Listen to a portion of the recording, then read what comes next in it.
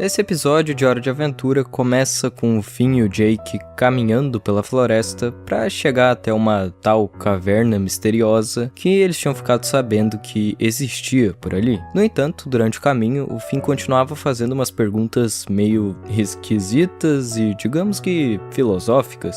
O Jake então pergunta se isso era porque ele ainda estava triste por causa da Princesa de Fogo ter acabado o relacionamento com ele. E o Finn responde que só estava se sentindo, entre aspas, meio cinza, e que a voz interior dele tinha andado meio quieta e não estava mais dando tantas instruções. O Jake, ouvindo aquilo, diz que parecia que ele estava triste. E, bom, pra dizer a verdade, o Jake acertou na mosca. Era exatamente isso. O Finn naquele momento estava sentindo muita coisa. Confusão, incerteza, arrependimento, mas principalmente tristeza, por saber que tinha machucado bastante os sentimentos de alguém que gostava pra valer. Naquele momento dá pra dizer que ele estava seguindo meio que no piloto automático em um caminho estranho que não conhecia, enquanto processava na cabeça dele essa porrada de emoções e dúvidas. E durante esse período, com certeza ele ainda era alguém bem fragilizado, porque,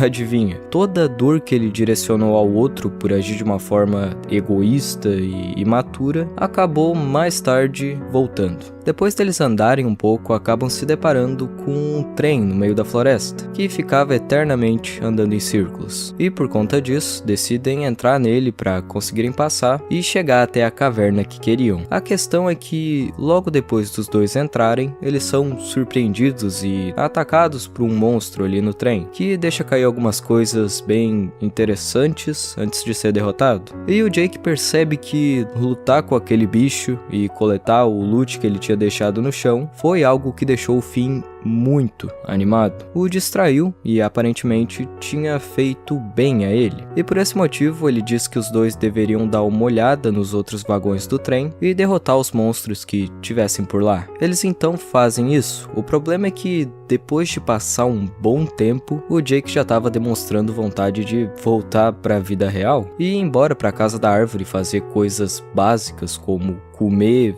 e ir ao banheiro. O Finn, por outro lado, não pensava assim de jeito nenhum. Ele estava extremamente focado no trem, sentindo que estava se divertindo tanto que podia ficar ali para sempre. Naquele ponto, eles já tinham passado por todos os vagões e derrotado tudo que tinha dentro. Mas sempre que iam pro próximo, os monstros nasciam de novo com algum tipo de alteração bem pequena, fazendo assim com que o trem masmorra fosse infinito. O Jake já não estava aguentando mais aquele lugar e continuava tentando convencer o irmão de todo jeito a perceber que aquilo não era legal e não estava fazendo bem para ele. Era hora de ir embora. Mas o Finn seguia não escutando e disse que a voz interior dele estava dizendo que o trem era tudo de bom. Até mesmo depois do Jake mostrar um cristal do futuro para ele que revelava o modo como ia terminar naquele trem velho e sozinho depois de muitos anos se continuasse pensando daquele jeito, o Finn simplesmente enxerga isso como um futuro bom. Enxerga uma vida onde nunca tinha saído daquele lugar como uma coisa boa, porque, nas palavras dele, o trem fazia sentido. Depois do Jake tentar praticamente de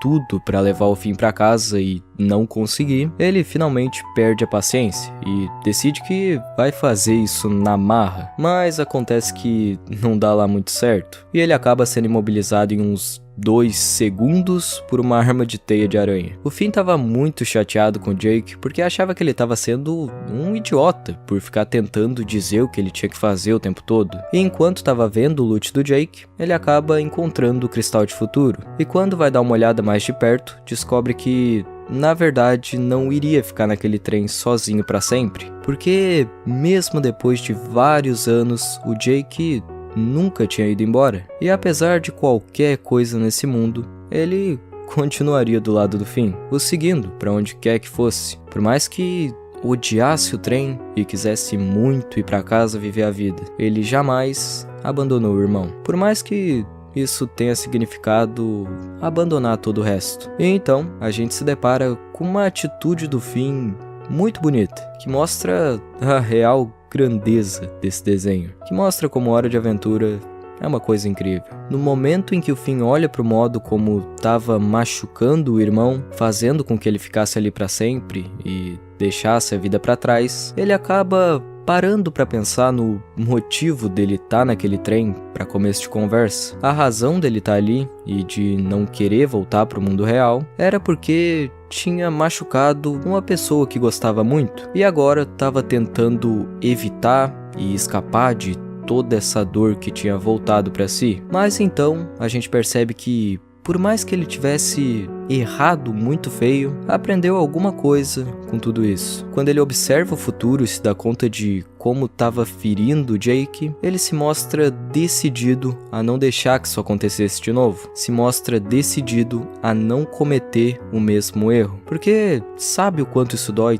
tanto pra ele quanto pro outro. E então, ele imediatamente vai até o Jake e o liberta pedindo desculpas, dizendo que tinha pisado na bola, mas aquilo tudo iria acabar agora. Ele diz pro Jake ir pra casa, mas que ele ainda ficaria ali por uma semana ou duas pra pensar um pouco. E quando o irmão fica preocupado, dizendo que isso era só o trem falando de novo, o Finn responde calmamente que a voz interior dele estava dizendo que era agora. E então, mostra o cristal de futuro, revelando que os dois iriam sim voltar pra casa e pra vida deles. O motivo pelo Finn ter ficado tão obcecado pelo trem era que ele o fazia se esquecer de tudo que estava sentindo. Era uma distração que fazia com que as coisas fossem mais simples e fizessem sentido, que fazia com que a dor desaparecesse. Mas a gente não pode fugir das nossas dores para sempre. Não dá para ignorar os nossos sentimentos e o que a gente